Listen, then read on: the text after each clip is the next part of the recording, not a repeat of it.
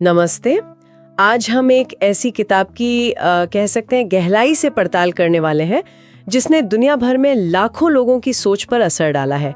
Rich dad poor dad. जी हाँ, काफी चर्चित किताब है ये। और हमारे पास ना इस पर कई अलग अलग नजरिए हैं। सर्टिफाइड फाइनेंशियल प्लानर्स क्या कहते हैं, मनोवैज्ञानिक क्या विश्लेषण करते हैं, दुनिया भर के पाठक क्या सोचते हैं और खासकर छात्रों और युवाओं पर इसका क्या असर हुआ है, वो सब नोट्स हैं हमारे पास। अच्छा। तो मकसद सीधा है, इन सब स्रोतों से जो मुख्य बातें हैं वो निकालना और ये समझना कि आखिर ये किताब इतनी असरदार क्यों है और साथ ही इसकी सीमाएं क्या हैं। ठीक है, तो शुरू करते हैं। हाँ, तो शुरुआत करते हैं सर्टिफाइड फाइनेंशियल प्लानर्स मतलब CFPs के नजरिए से। वो मानते हैं कि ये किताब व्यक्तिगत वित्त के फलसफे को समझने के लिए एक तरह से ठीक है, अच्छी शुरुआत है।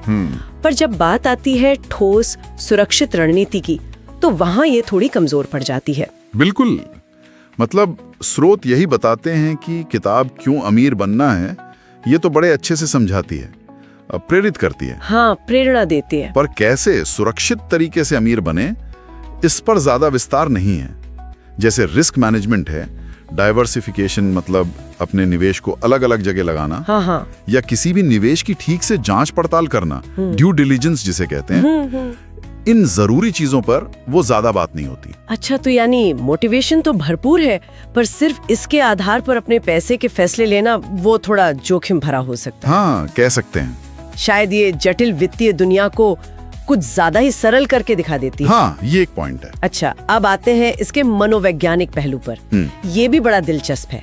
किताब कहानी कहने का और भावनाओं का इस्तेमाल बड़े कमाल से करती है। खासकर वो रिच डैड और पुअर डैड के जो एकदम विपरीत किरदार है, उनके जरिए। बिल्कुल, ये जो दो अलग अलग किरदारों का मॉडल है ना, ये हमारे सोचने के एक खास तरीके का आप कह सकते हैं फायदा उठाता है। अच्छा, कैसे? देखिए, हमारा दिमाग कहानियों और विरोधाभासों से जल्दी सीखता है। तो जब हम अमीर डैड की सफलता देखते हैं और गरीब डैड की मुश्किलें, तो हम आसानी से उनके कामों को नतीजों से जोड़ लेते हैं। हाँ, ये बात तो है। और ये पैसे को लेकर जो पुरानी या कह लें सीमित सोच होती है ना, उसको बदलने में काफी असरदार साबित होता है। लेकिन इसमें भी कोई पैच है। हाँ, एक छुपा हुआ खतरा कह सकते हैं। वो ये कि ये एक तरह की ब्लैक एंड व्हाइट सोच, मतलब द्विआधारी सोच को बढ़ावा दे सकती है। अच्छा, मतलब या तो अमीर इज इक्वल टू सही या गरीब इज इक्वल टू गलत। हाँ, कुछ वैसा ही।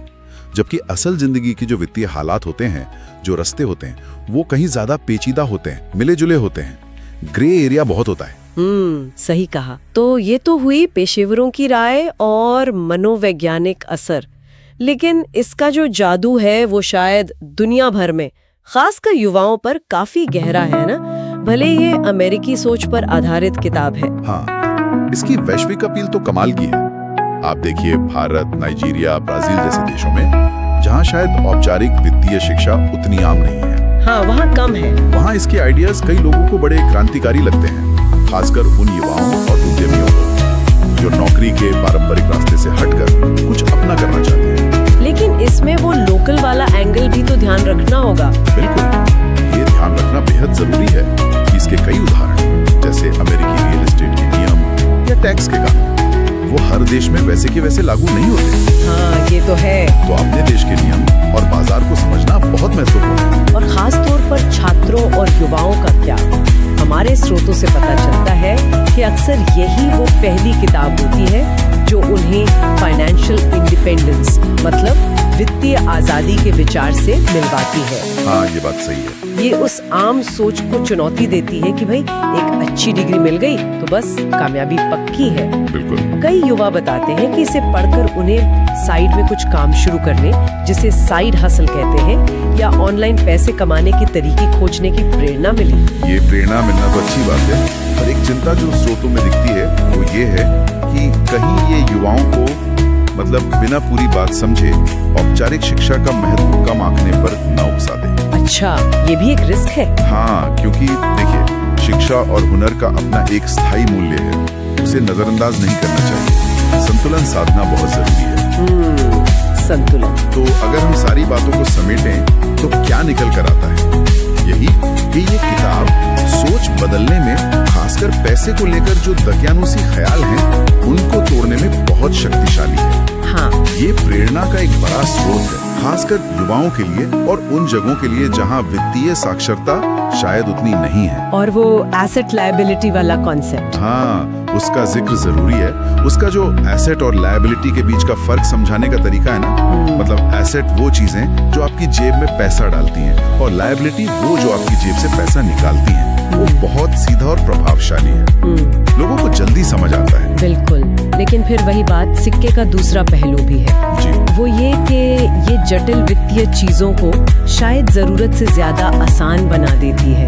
सुरक्षित और व्यावहारिक सलाह देने में थोड़ी कसर रह जाती है और इसके अमेरिकी उदाहरण हर जगह फिट नहीं बैठते। सही कहा। तो निष्कर्ष शायद ये निकलता है कि ये एक बेहतरीन शुरुआती बिंदु हो सकती है, एक मोटिवेटर हो सकती है। हाँ, एक चिंगारी की तरह। हाँ, एक चिंगारी, पर इसे अपनी पूरी वित्तीय योजना का आधार बनाना वो शायद काफी नहीं है। इसे दूसरी भरोसेमंद जानकारी और हो सके तो पेशेवर सलाह के साथ इस्तेमाल करना ही समझदारी होगी। बिल्कुल सही। तो रिच डैड पुअर डैड पर आज की इस चर्चा से एक बात तो साफ है, ये किताब प्रेरणा भी जगाती है और कह सकते हैं विवाद भी। दोनों चीजें हैं। हमने देखा कि ये सोच को कैसे झकझोर सकती है, पर व्यावहारिक सलाह के मामले में कहाँ थोड़ी पीछे रह जाती है।